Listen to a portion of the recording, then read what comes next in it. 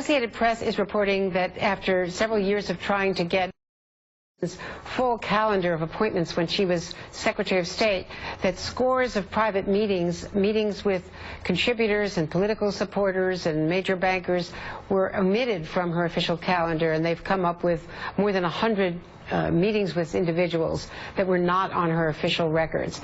Can you explain that?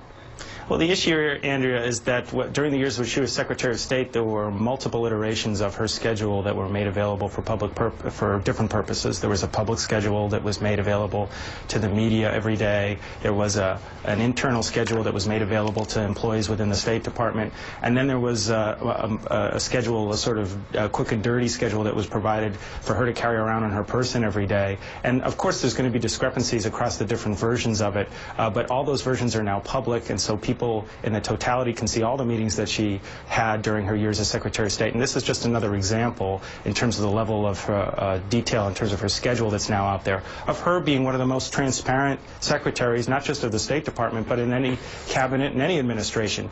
She's put more emails out there than any cabinet secretary ever. The extreme level of transparency on her schedule now, with all these different versions of it being out there for the AP to analyze and be able to produce this report. So I think in general the public has a rich amount of data to survey to take full stock of what she was able to do as Secretary of State, and we're proud of that record.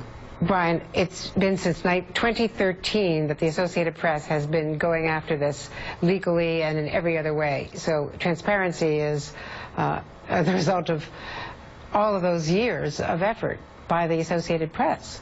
Well, many of these types of meetings that the AP was most interested in were already available in some of the existing public schedules that were released, as well as the ones that were subject to FOIA and made available years earlier. But like I said, there were multiple iterations of this schedule. Of course, there's going to be discrepancies in some instances.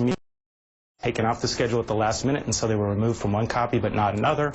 So there's various reasons why there might be innocent discrepancies across the different versions. In general, though, the bottom line is that all of those schedules, different copies of them, are available now. Anyone can peruse them and make their own judgments. We're confident that people will emerge proud of the work that Hillary Clinton did as Secretary of State.